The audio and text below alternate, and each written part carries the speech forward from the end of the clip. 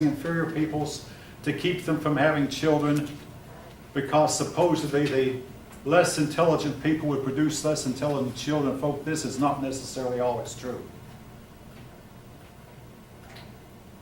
Some of the brightest people in the world have come from some of the poorest families. She also stated that you should not have a child unless you knew you could afford to keep that child up. Now, my only son has said the same thing. This sounds logical until you realize, folk, there is no way on earth you can know that you'll be able to support that child until you might have, oh, I have $1 million in the bank, and it can disappear in one illness. Yes, it can. Or one bad break. You have no way of knowing. Or you might be in poverty today and be out of it tomorrow.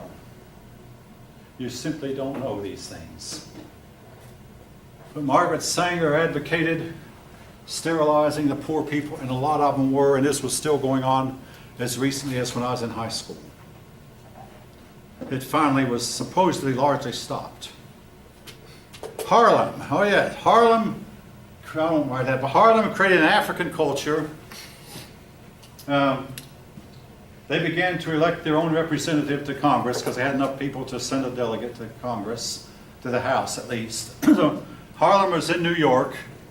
That and Greenwich Village. Greenwich Village was where the Beats would have come later, and the hippies. Greenwich Village.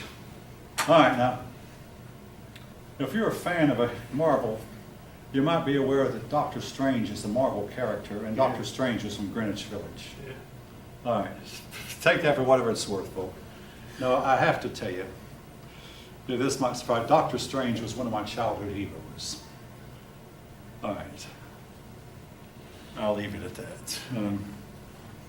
Have you been to Greenwich Village recently? Or? I have not been. I've never been to Greenwich Village. I've never been to New York at all. Okay. If you go to the village, we call it the village. Yeah. It'll almost probably support what you think. You know, the people dress outlandish. They still dress outlandishly. That's my first time ever, because being from New York, my first time ever seeing a man fully dressed like a woman was in the village, and to see it was accepted in a certain area of men holding each other's hands and all that stuff, and women holding each other's hand, all that stuff. Oh. My first time encountering that was when I ventured off into the village. Oh. So it's always a place where the things that you never thought you'll see it there.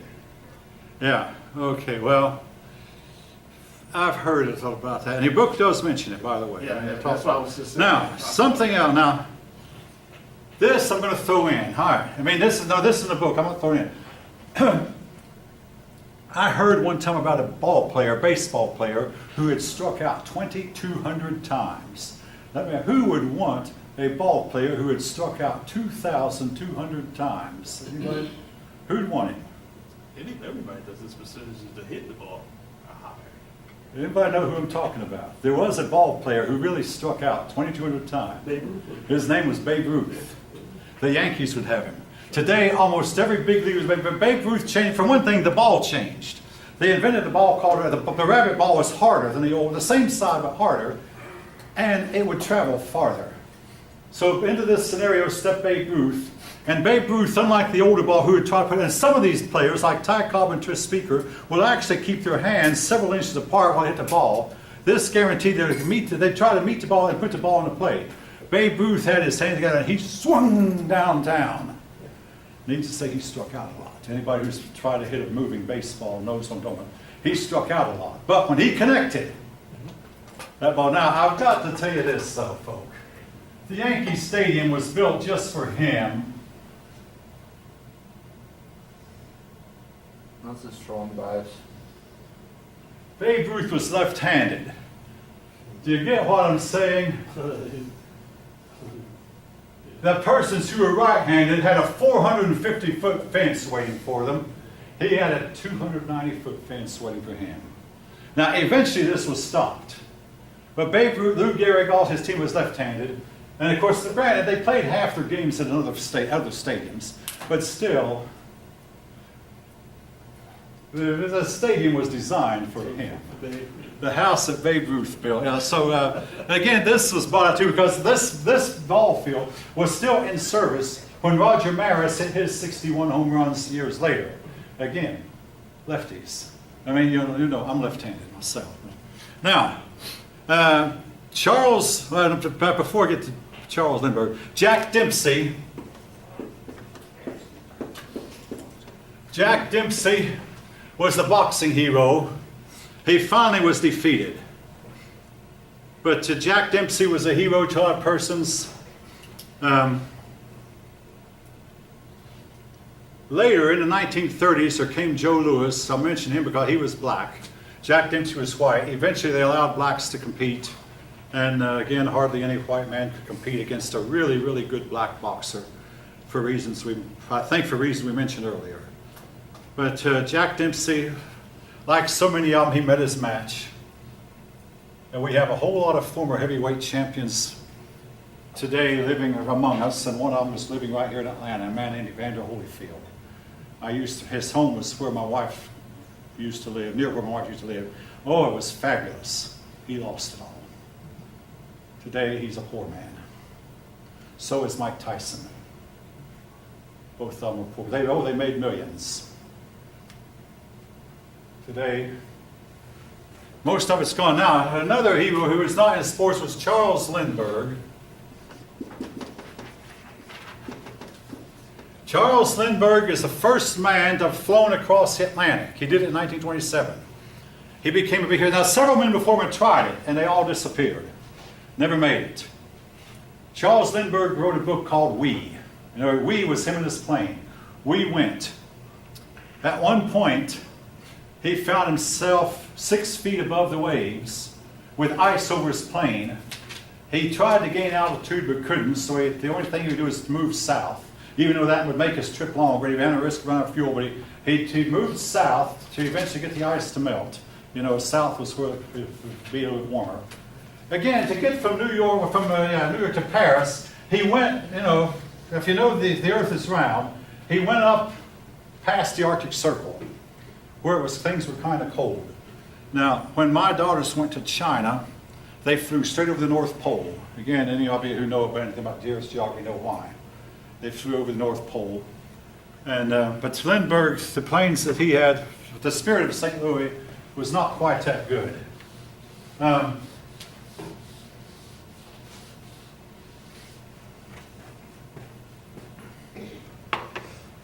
Anyway, he flew across the Atlantic and landed in Paris. Radio was in its infancy, but he had one. But the radios then were not as good as they are today. But radio grew rapidly. Eventually, every airplane had one. Two-way radio. Ham radios did a lot of experimenting, and they taught us a lot about radio. I'm a ham myself, by the way. Now,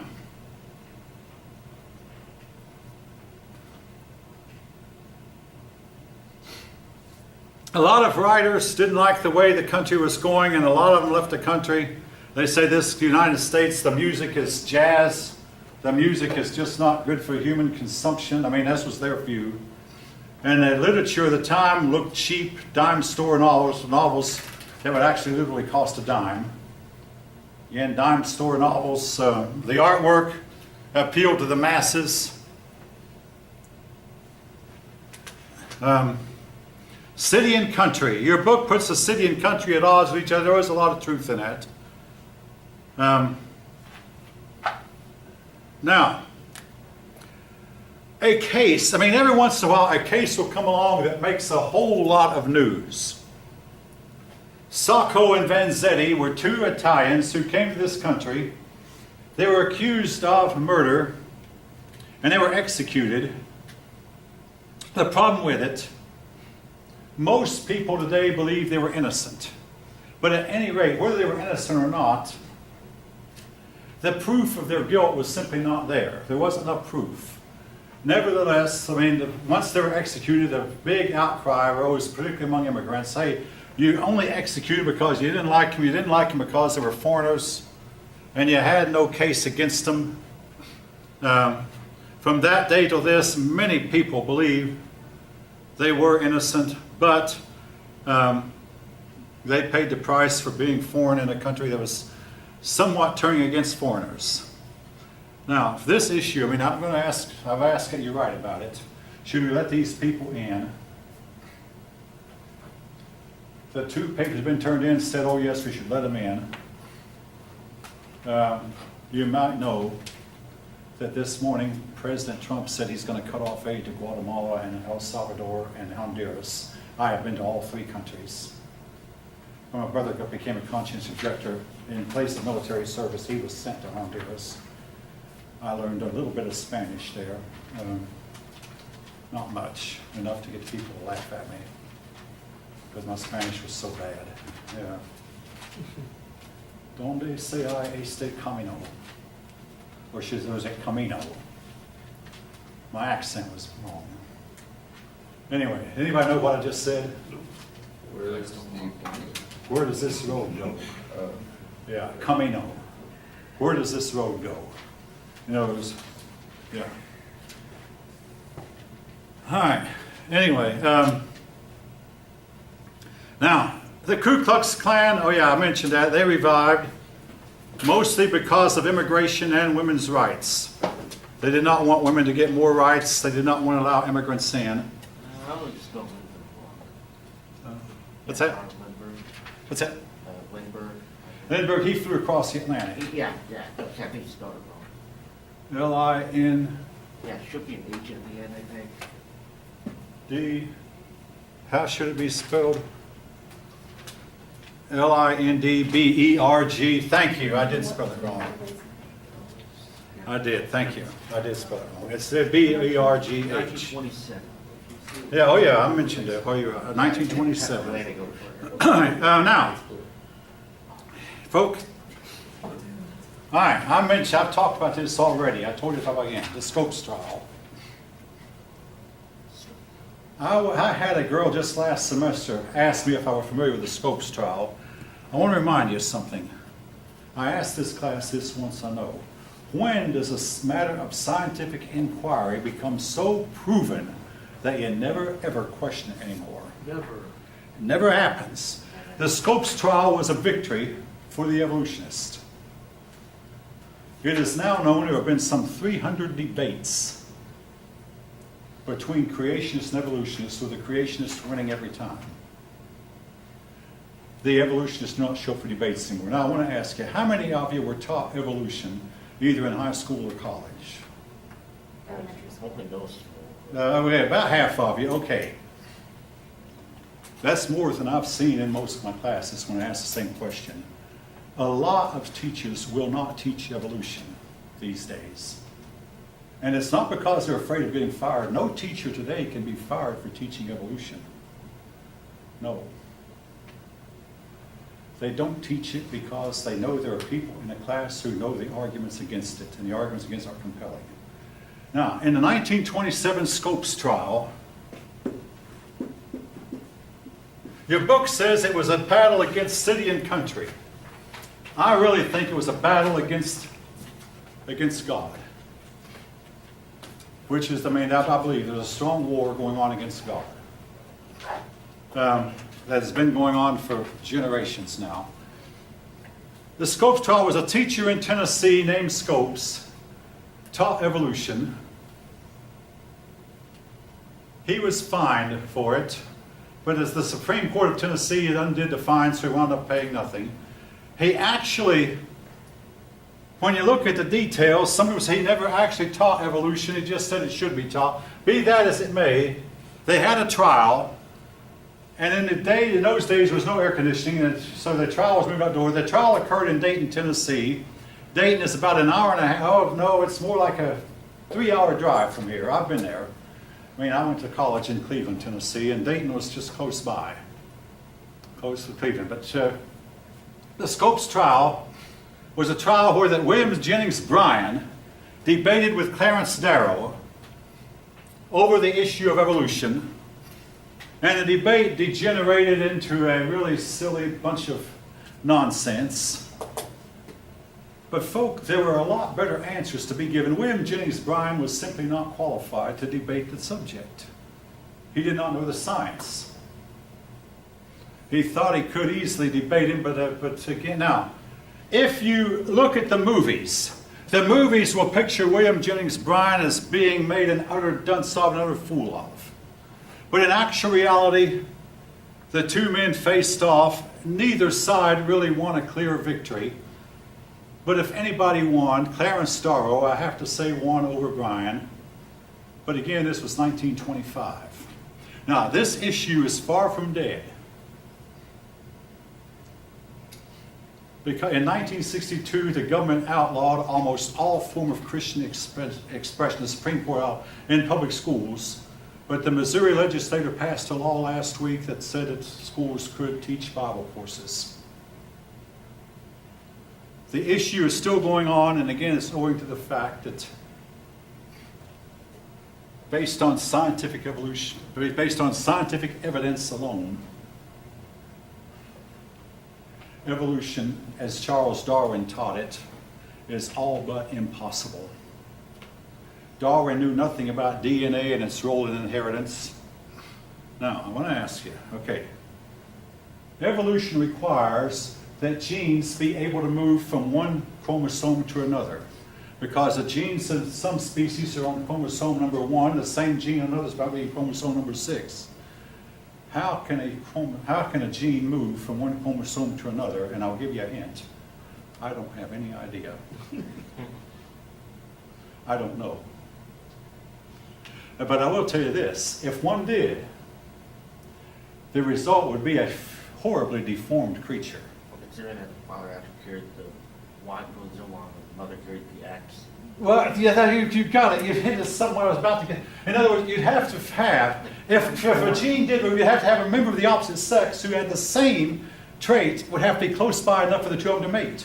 In other words, the point I'm making is, the only way an ape could have produced a human is one ape would have had to produce 2 humans one day, one male, one female, and there had to have been at least 50 million changes made to get from, on a molecular level, to get from ape to human. In other words, genes would have had to move from one chromosome to another. Genes would have had to move to a different place even on the same chromosome. The number of chromosomes, would have had to change. I mean, how do you get from 13 pairs of chromosomes to 16? And I'll give you a strong hint, I have no idea. I don't know. Now, anybody, I'll be quiet. Anybody want to comment? I want to say this, folks. In 1960, the scientists of that day told us evolution is a proven fact. We have to accept it. Today, rarely will a person who's in the know tell anyone that evolution is a proven fact. The last 50 years have not been at all kind to evolution. Not at all. Everything that Darwin taught us has been disproven time and time again, yet it's included in textbooks. The pepper moth, which probably all of you have seen in biology textbooks. No pepper moth ever sits on a tree. It turns out that the pepper moth you see in the pictures were pinned or glued to the tree for effect. Really? Faked, yes. Those drawings that show embryos going from one cell to a human or from one cell to a rabbit to try to show that they're alike, those drawings are fake, pure and simple.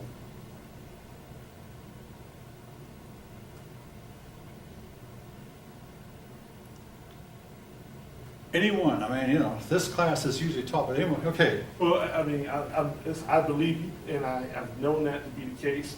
I just happened to take an environmental science class now, Yes. and this guy and how he pushes his theory across is almost like, okay, if you ask too many questions, it's almost like it's okay. It can come back to bite you. You know what I mean? So what I do is I'll throw it out there and see where he goes, see, just from my own personal assessment, and then I leave him alone, just because he can't explain it. So I just leave him alone. So. Because, but Well, we just talked about that butterfly. One thing that I've heard that some teachers used to, I don't know if this goes on as much as it once did, you had to become an evolutionist in order to pass this course. I mean, Pretty much, that's what I'm you saying. had to become, you had to, and my dad told me, don't disagree with them when you're in college if they're evolutionists, and I had them in Christian schools also. Don't disagree with them, because they'll ruin you. That's where I'm going. And believe me, the Bible, let's see, it's now called Answers in Genesis, has dealt with this extensively. They had a series of articles, Fish Out of Water, about Christians in today's colleges, and just how they're like fish out of water. All right, anyway, again, I can go on quite a bit more about Scopes. He was fined $100 for passing false information, but the Supreme Court of Tennessee overturned it. All right, in 1928, Al Smith ran for president. All right, Al Smith, he was the first Catholic to run. In all respect, I mean, my mother used to tell me, well, when John Kennedy was running for president, he was another Catholic who ran for president. She said, back when I was a little girl, my mother would have been 6 years old, Al Smith ran and he got beaten all to pieces. So actually, nobody at the time could have beaten Herbert Hoover, who ran against him. Calvin Coolidge said, I'm not going to run for president. All right, there's a story out now. Calvin Coolidge is the only president who claimed to be part Indian, and I think he can trace it that he's right. That Calvin Coolidge was visiting his Indian cousins, and an Indian shaman said, behold, this country will have 7 years bad luck. Now, Calvin Coolidge listened, and one Indian said, if white stone-faced leader am in office, when the trouble comes, him will be blamed for the nation's troubles. In other words, did Coolidge know the Depression was coming? Well, perhaps not. But anyway, Coolidge had a son die of blood poisoning while in office, and my dad had a sister who died of the same thing. I mean, blood poisoning was serious in those days. Anyway, Coolidge, he just lost interest in being president, and he chose not to run. So the Republicans ran Herbert Hoover.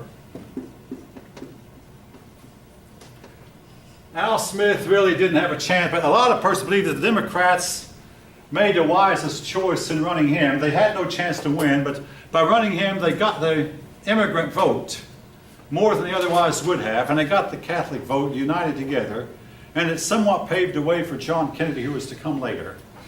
But anyway, Al Smith was beaten. From one of the cities, the cities who were rising in power voted largely for him. So it wasn't like he got no votes.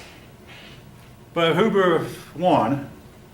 Now, you've got to listen carefully to Hoover's inaugural address. He was not a really effective speech maker, but he said, there will be 2 cars in every garage, 2 chickens in every pot.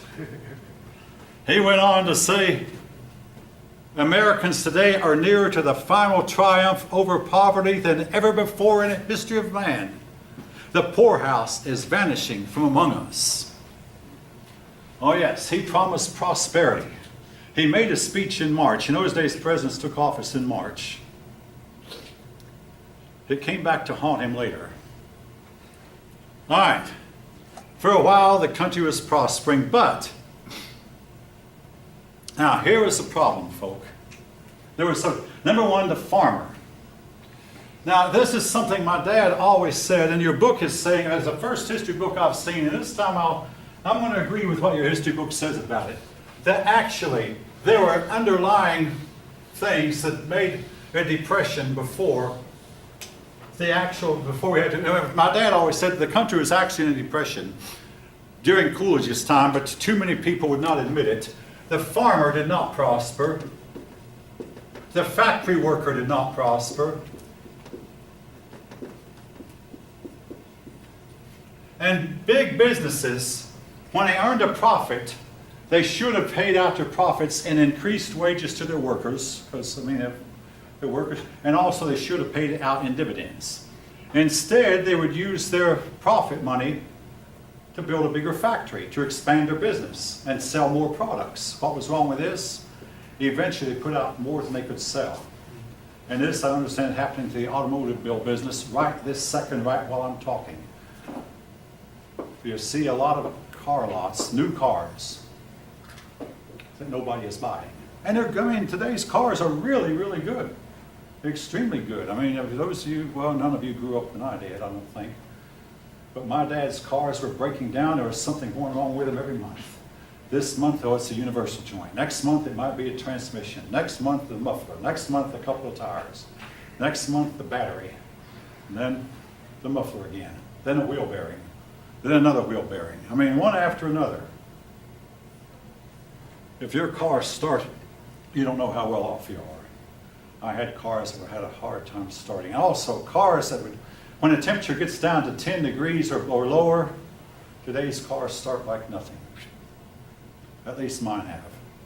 At one time, oh man, cars were hard to start. You know, so they all thought, no, the battery just wouldn't turn them.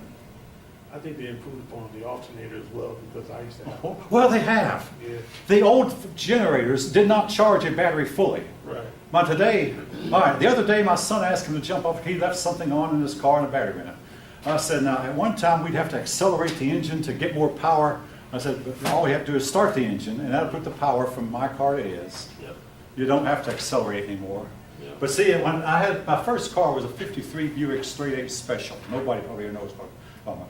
But every time you turn the headlights on, you could see the generator, the battery indicator, go down. And then when you stop to the stop sign to idle, your battery would actually be discharging. Now that's not true today. Yep. Your battery is charging, even if you have both headlights on, your heater on, your windshield wipers on, your battery is still charging even while you're sitting at a stoplight idling. Today's alternators are better.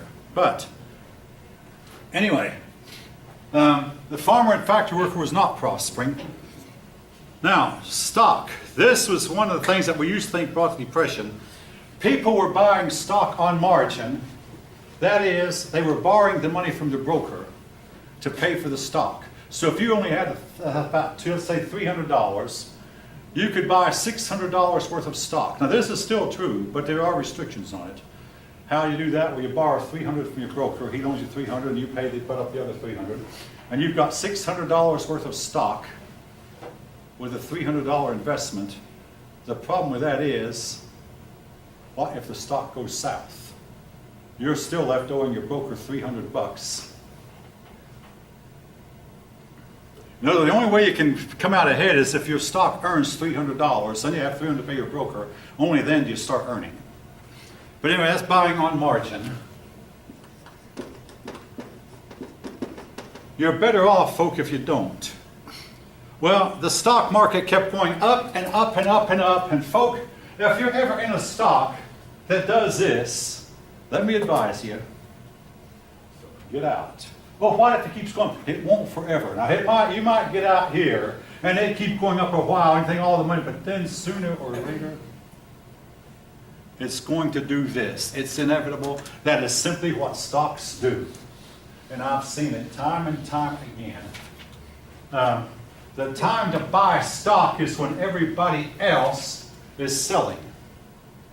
And the time to sell stock is when everybody else is buying. That's the way you get ahead. But anyway, but people were buying stock when the market was going up and up, thinking it would go up forever. And then in October 1929, there was a sudden crash. Now, one thing that we know about on the crash, men like Joseph Kennedy, and he got together with a bunch of his buddies, and they said, let's all go to our brokers today and let's sell our stock. Now today, there would be an instant reaction because the stock is traded over online by computers. But in those days, the market would go up and down based on the day. So they sold their stock, it's called short, they sold their stock at a higher price. And they forced, because there were so many, they forced the stock down. Then they went the next day and bought the stock back at a lower price. And within 2 years, it had gone back up. Now the market went back up by 1931. Shorting the market. Don't always, I mean, it doesn't always work. Yes, okay, go ahead. I'm pretty sure that wasn't FDR was involved in the Great Depression. Again, All right, we're going to get to him. We're going to get to him in a little bit. See, Herbert Hoover was the president. FDR came next. Yeah.